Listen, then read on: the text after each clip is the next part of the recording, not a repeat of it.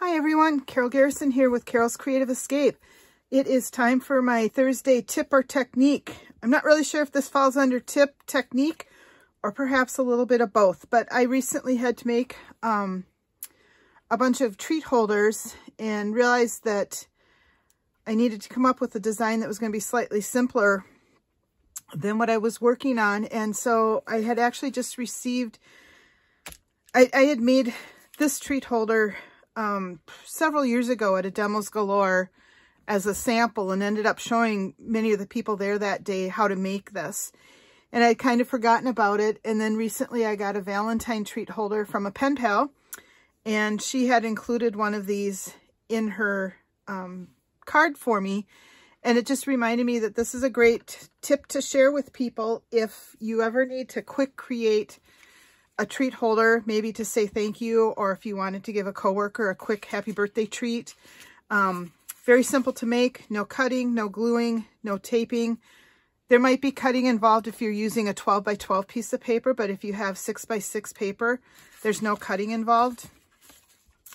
Just a very simple, quick and easy treat holder to put together. So let me show you how to do this. You need a 6 by 6 piece of paper.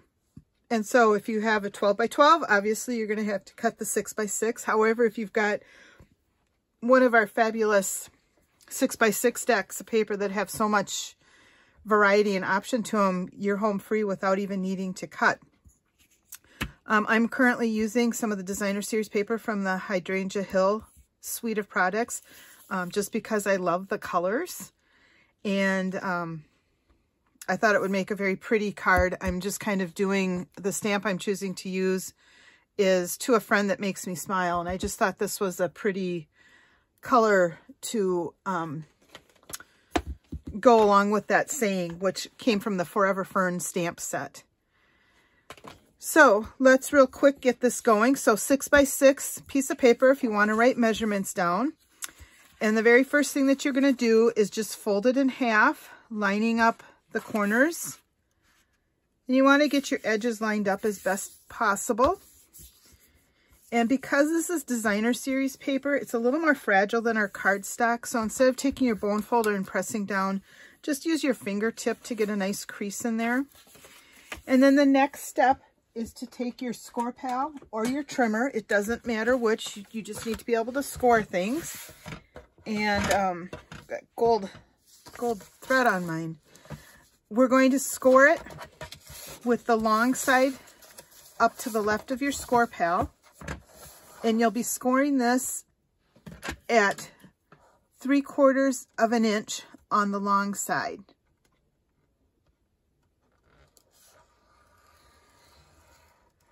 Okay, then you want to flip it so that the long side goes across the top of your score pal. And I've pre-marked mine just because I knew if I started talking, I'd probably lose my thought track of where I needed to be. But you're going to score at 3 and 5.5 inches. So I'm just going to run my score tool through here and through here. So again, after you've folded your 6 by 6 in half, you're going to score at 3/4 of an inch, rotate it, and score at 3 inches and 5.5 inches. And that is it for your scoring. The next thing that you're going to do then is just open this up and you can see your score lines. So you want to fold this in half, and again, just use your fingers. That way you're not breaking the fibers in the paper or causing it to crack open. Now you'll notice that I'm folding this over, but it does cross over my score line here. So you are going to want to take your paper snips and just snip off maybe a 1/2 inch off of one side for right now. I want to hold off doing this other side until we have it all assembled. And then you're going to, actually not till we have it all assembled, but till I have it folded over, because instead of randomly guessing, I want to be able to see right where to trim it. And so I'm just going to run my paper snips along the edge there, and that takes care of that extra piece. And then with it folded like this, I'm going to fold this in half. Again, I always do this. I'm going to fold it in half with the fold lines on the inside. So my folds here, I'm going to fold it in half this way. And then I'm going to fold this flap back this way and flip it over and fold it back up again. And that leaves you with 2 pockets that you can stick treats in or whatever you want to do. On this one, I'm going to use my old retired crocodile. How many of you still have these around? I love this tool, and I probably will never get rid of it. Just to punch a hole in here. And then I'm going to take my sheer ribbon. It's the Gorgeous Grape sheer ribbon. And I'm just going to thread it through, maybe. I have Minnesota winter hands, and sometimes it makes threading and grabbing things a little difficult because they get so dried out. All right. And then I'm just going to tie, I'm gonna attempt to tie a bow here. We'll see how that turns out.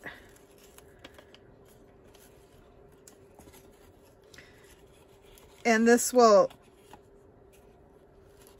hold my little packet closed. That's not too bad a bow. Take my ribbon cutting scissors and just snip it. And I'll snip off those frayed edges so that mostly what I have is a cute little bow at the top. And then I guess there might be one more piece of cutting that you need to do. This is a 2 1/4 by 2 1/4 inch piece of cardstock that'll just slide right into that pocket real nice.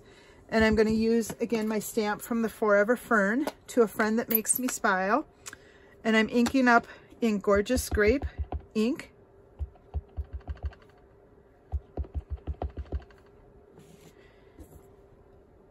And I'm going to stamp that at the top.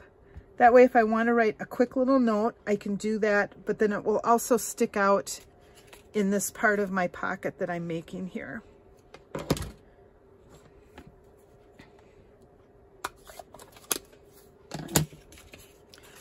And that'll slide in. And then the things that fit in here real nicely are like the square Ghirardelli chocolates. I just happen to have some left over from Valentine's Day, which also work. You can slide one of those in along with your To a Friend That Makes Me Happy.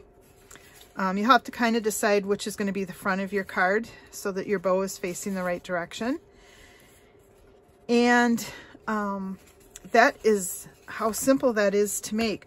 I have used these to be table placemats. So I had people's names written here, and then I had a mint tucked in the back at like Thanksgiving or something.